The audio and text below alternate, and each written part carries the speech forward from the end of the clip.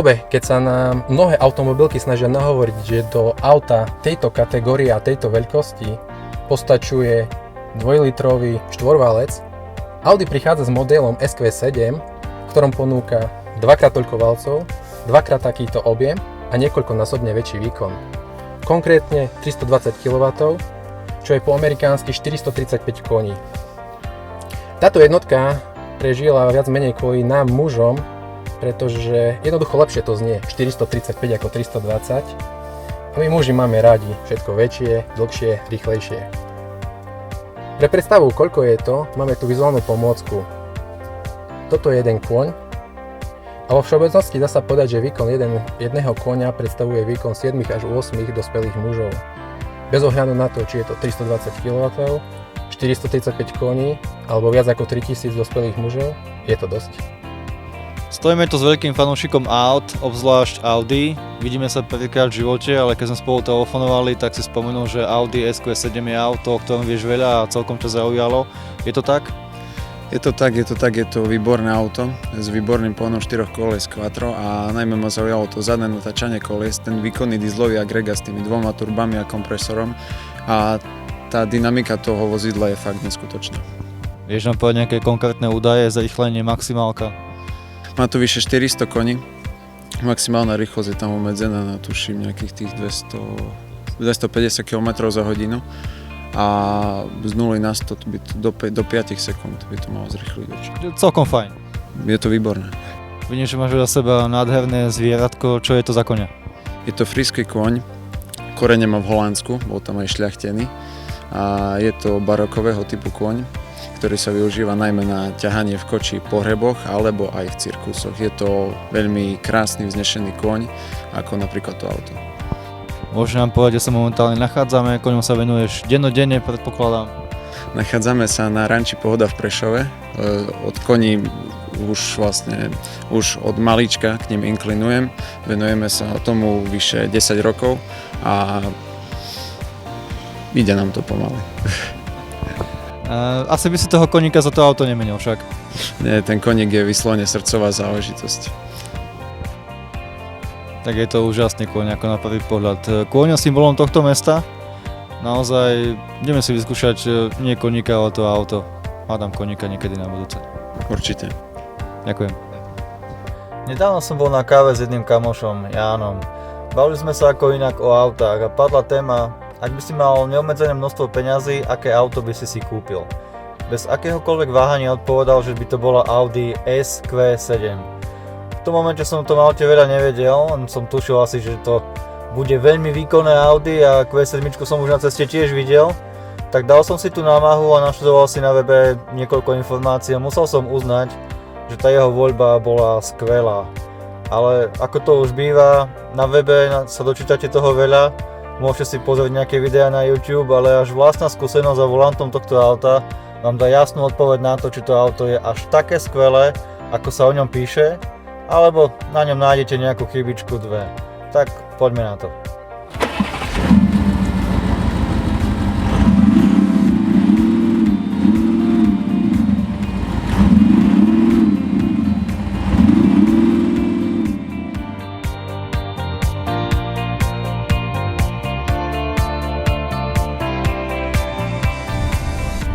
Čiste hypoteticky, ak si dneska chcete kúpiť Audi SQ7, aké máte možnosti?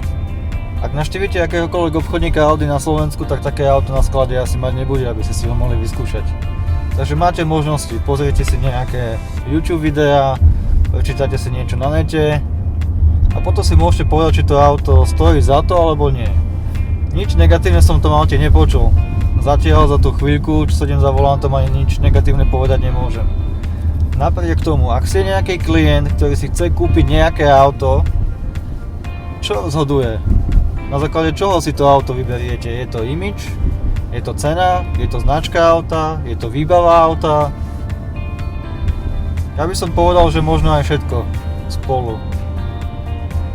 Ale než nájdete akékoľvek dokonalé auto, najpodstatnejšie je pocit, aký z toho auta máte. A tie pocity sú z toho, ak to auto zbadáte, tak si poviete wow, alebo OK, nič moc. Potom je to pocit z toho, keď do toho auta sadnete, ako sa tam cítite, či máte pocit, že tá cena zodpovedá kvalite materiálov, a neviem, či ten pocit z toho volantu, riadiace páky je taký, ako očakávate, alebo nie. A potom je to pocit, ktorý je z toho všetkého asi najpodstatnejší, a to je pocit z jazdy. Takže o chvíľočku vyjdeme z bočnej cesty na hlavnú a trochu to autíčko vyskúšame.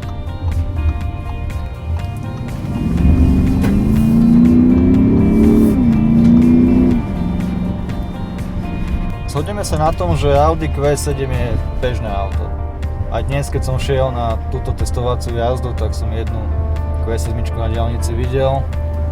Ale vidieť SQ7 nie je také bežné, o to zácnejšie je sedieť za volantom takéhoto auta. Prvé, čo si všimnete, keď do toho auta sadnete, je to, že je to typické Audi. Čiže veľmi rýchlo sa s tým autom zoznámite, všetko je tam, kde má byť, nič tu nie je navyše, nič tu nie je zbytočné, všade na vás doslova kričí kvalita toho auta, kvalita spracovaných materiálov, či je to už nejaká koža, hliník, karbon. Jednoducho je to typické Audi, dokonale v každom detaile. Nie je to nejaký dizajnový skvost, ale od tohoto auta to ani nikto neočakáva. SQ7, povedzme si to nejak v číslach. Mne sa zdá, že to auto je znamenie čísla 8. Podkapotový 8-valec, má to 8-stupňový automat, zrýchlenie na stovku je za nejakých 4,8 sekundy, objem palivovej nádrže 85 litrov, objem batožinového 805 údajne. Nepôsobí tak síce, ale aj tak na tento typ auta je ten batožinový priestor viacej ako veľký. SUVčka majú rôznu podobu. Niektoré majú veľký kufor, niektoré sú veľké interiéry, niektoré majú veľký výkon. Ale strašne málo SUVčiek, ktoré majú všetko spolu v jednom celku, a u tejto Audi SQ7 to tak je. Je tu na momentálne 7 plnohodnotných miest, čo je veľmi zaujímavé a dá sa povedať, že unikátne. Okrem sedadla a vodiča má každé sedadlo vybavenie uchytenia sedačky Isofix, takže niekto má veľké auto, niekto má veľa detí, takže aj 6 detí v tomto aute pohodlne odveziete. Maximálka, to zaujíma mnohých. Na našich cestách asi ťažko dosiahnuteľná, hlavne v takom stave, ako tie cesty máme. Každopádne maximálka je 250, samozrejme obmedzená. Za zmienku stojí to, že podobný motor má Bentley Bentayga. Zrýchlenie majú stejné 4,8 sekundy, ale Bentayga má maximálku 270 za hodinu, takže logicky môžeme usudzovať, že ak by tu v tomto aute nebol obmedzovač, vzhľadom na to, že SQ7 je o niečo ľahšie ako Bentayga, tak by tá rýchlosť bola vysoko na 270. Ak máte pod kapotou 8-valec s takýmto brutálnym výkonom, kde máte zrýchlenie na stovku do 5 sekúnd a maximálku 250, s posádkou, ako sedíme v aute, máme cez 2,5 tony, tak logicky očakávate, že spotreba v tomto SUVčku bude 10, 15, 20. Všetky tieto čísla sú teoreticky veľmi logické. Nelogické je to, že Audi uvádza kombinovanú spotrebu 7,2. Buďme objektívni, že tieto údaje sú veľmi optimistické. Obyčajne je to vždycky nad tieto hodnoty udávané výrobcom. Každopádne z testov vyplýva, že spotreba kombinovaná u SQ7 je okolo 8 litrov, čo je viacej ako fantastické na takéto ťažké auto. Ceníková cena Q7 začína niekde okolo 60 000, SQ7 začína 98 700 a model, v akom sa momentálne vozíme, má ceníkovú cenu 135 000. Dokáže splniť SQ7 úlohu vysnívaného auta?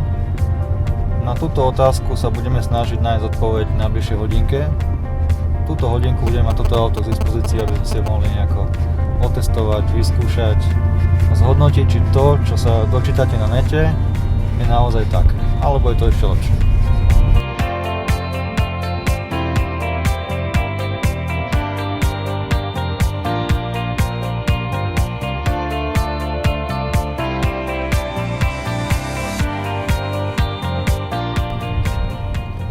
Je na trhu množstvo dobrých aut, ktoré vyčarujú šoférovi úsmev na tvári, keď ich šoféruje. Potom sú to skvelé auta, ktoré vyčarujú úsmev aj po týždni alebo mesiaci.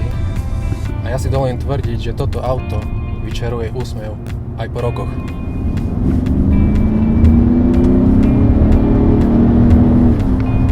Ak doteraz sme považovali za kráľa luxusných SUVčiek Range Rover, tak dovolím si tvrdiť, že kráľ je mŕtvý, nech žije nový kráľ. Toto auto, okrem krásneho výkonu, je pre mňa zaujímavé aj hlavne krútiacim momentom, pretože 900 Nm nie je bežná hodnota a v súčasnej dobe disponuje týmto krútiacim momentom len hŕstka superšportov. A bavíme sa tu o dieselovom aute a tento motor v tomto aute je považovaný aktuálne za jeden z najvýkonnejších, ak nie aj najvýkonnejší diesel, aký sa dáva do bežných aut. Je to fenomenálne.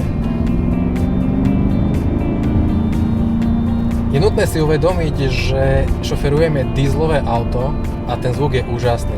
Áno, je to vylepšenie, ale je to prirodzené, je to krásne a je to zážitok šoferovať toto auto.